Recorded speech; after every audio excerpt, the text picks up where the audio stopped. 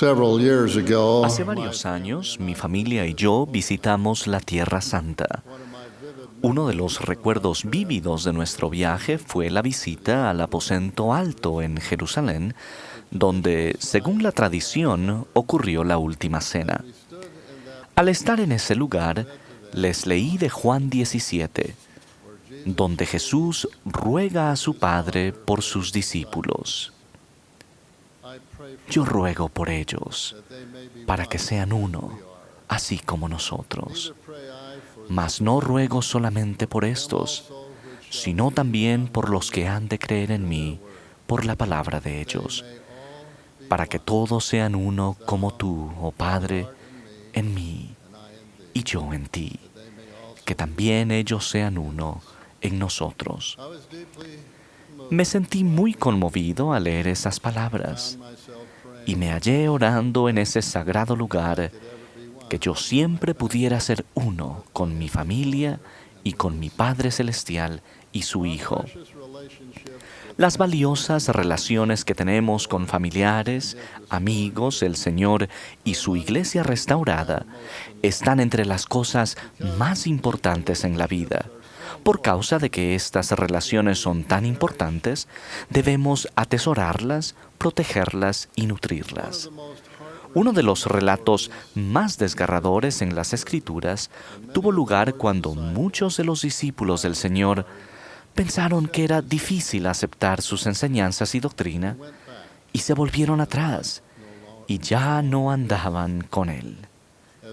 Al marcharse estos discípulos, Jesús se volvió a los 12 y preguntó: ¿también vosotros queréis iros? Pedro respondió: Señor, ¿a quién iremos? Tú tienes palabras de vida eterna, y nosotros hemos creído y sabemos que tú eres el Cristo, el Hijo del Dios viviente. En el momento en que otras personas se centraban en aquello que no podían aceptar, los apóstoles eligieron centrarse en lo que sí creían y sabían, y como resultado, ellos permanecieron con Cristo. Posteriormente, el día de Pentecostés, los 12 recibieron el don del Espíritu Santo. Se volvieron valientes en sus testimonios de Cristo y comenzaron a entender más plenamente las enseñanzas de Jesús. Hoy en día no es diferente. Para algunas personas, la invitación de Cristo a creer y permanecer sigue pareciendo difícil de aceptar. Algunos discípulos tienen dificultad para entender una norma o una enseñanza de la Iglesia en particular.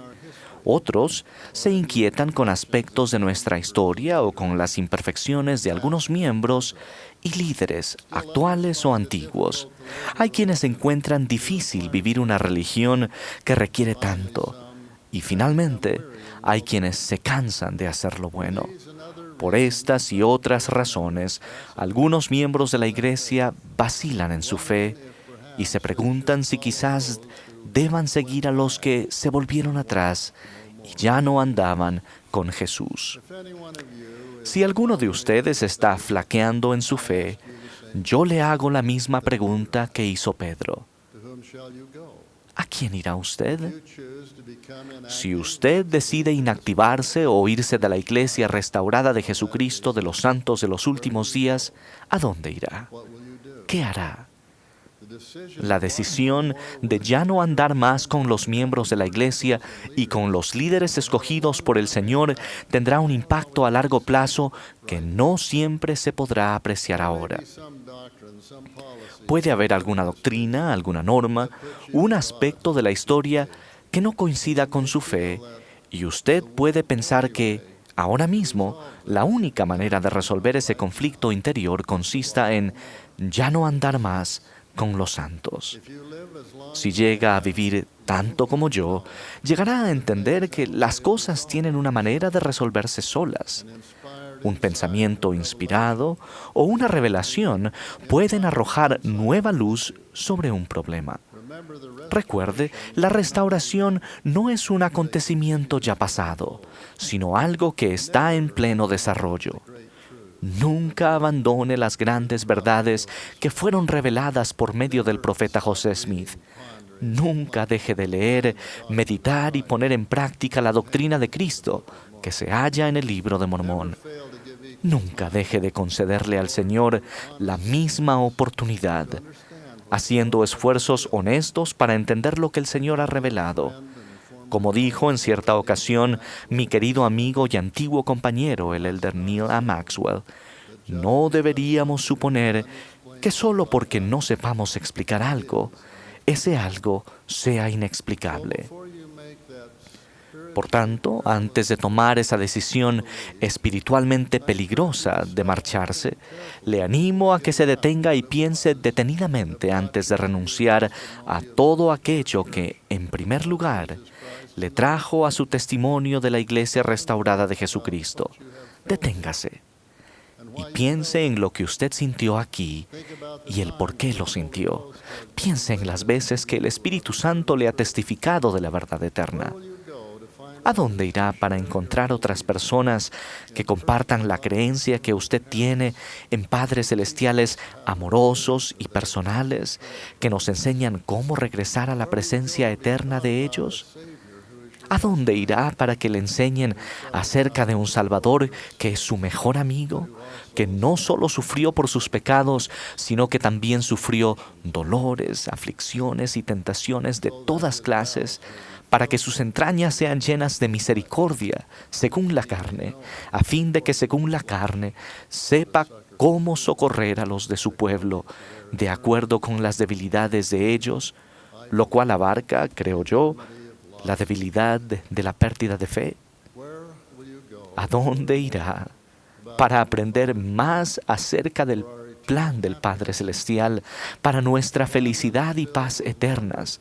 Un plan lleno de maravillosas posibilidades, enseñanzas y guías para nuestra vida terrenal y eterna.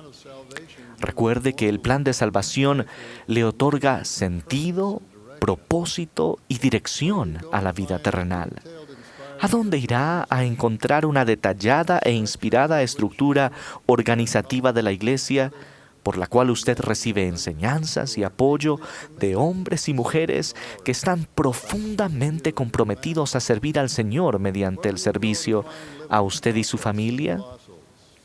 ¿A dónde irá a encontrar profetas y apóstoles vivientes, llamados de Dios, para ofrecerle otro recurso de consejo, entendimiento, consuelo e inspiración para los desafíos de nuestros días?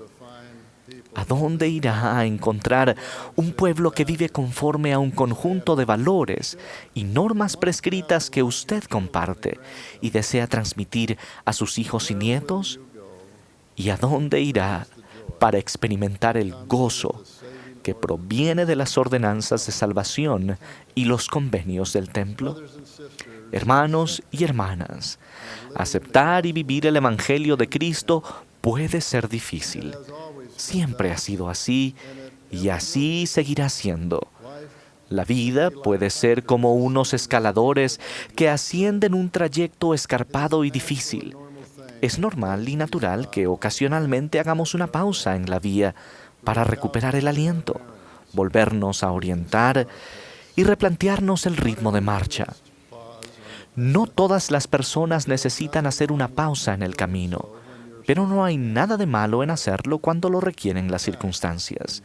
De hecho, puede tornarse en algo positivo para quienes aprovechan plenamente la oportunidad para refrescarse con las aguas vivas del Evangelio de Cristo. El peligro se presenta cuando una persona escoge desviarse de la senda que conduce al árbol de la vida. Hay tiempos en que debemos aprender, estudiar y saber, y tiempos en que debemos creer, confiar y tener esperanza. Al final, cada quien debe responder a la pregunta del Salvador: ¿también vosotros queréis iros? Todos debemos buscar nuestra propia respuesta a esa pregunta. Para algunos la respuesta es sencilla, para otros es difícil. Yo no pretendo conocer la razón por la cual la fe para creer llega más fácilmente a unos que a otros. Solo estoy muy agradecido de saber que las respuestas siempre están ahí y que si las procuramos, si las buscamos realmente, con verdadera intención e íntegro propósito de un corazón suplicante, finalmente hallaremos las respuestas a nuestras preguntas, en tanto que continuemos en la senda del Evangelio. Durante mi ministerio he conocido a quienes se han apartado y han regresado luego de su prueba de fe. Espero sinceramente que invitemos a un número creciente de hijos de Dios a que encuentren la senda del Evangelio y permanezcan en ella, para que también ellos participen de aquel fruto que es preferible a todos los demás. Mi ruego sincero es que alentemos, aceptemos, comprendamos y amemos a quienes se debaten con su fe. No debemos dejar de lado a ninguno de nuestros hermanos y hermanas. Todos nos encontramos en diferentes lugares del sendero y debemos ministrar unos a otros en consecuencia. Así como debemos recibir con los brazos abiertos a los nuevos conversos, así también debemos abrazar y apoyar a quienes tienen preguntas y titubean en su fe. Valiéndome de otra metáfora conocida, ruego que cualquier persona que esté pensando en abandonar el barco seguro de Sion, donde Dios y Cristo están a la cabeza, se detenga y recapacite cuidadosamente antes de hacerlo.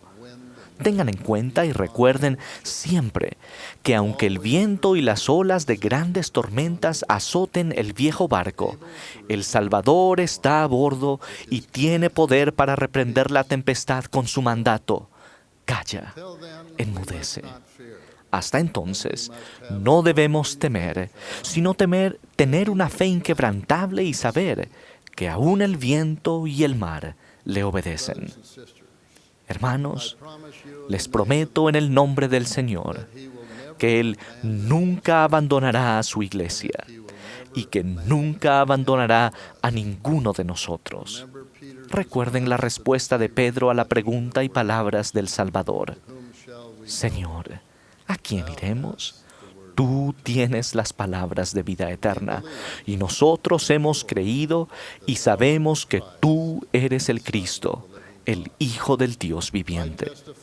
Testifico que no se dará otro nombre, ni otra senda ni medio, por el cual la salvación llegue a los hijos de los hombres, sino en el nombre de Cristo, y por medio de ese nombre.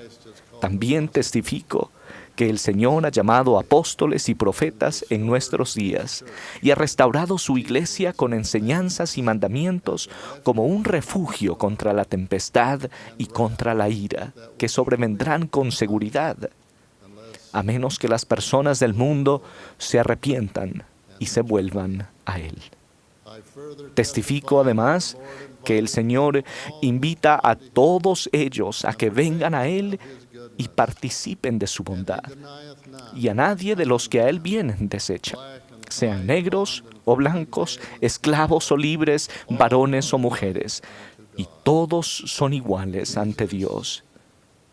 Jesús es nuestro Salvador y Redentor, y su Evangelio restaurado nos conducirá con seguridad de regreso a la presencia de nuestros Padres Celestiales, si permanecemos en el sendero del Evangelio y seguimos sus pasos.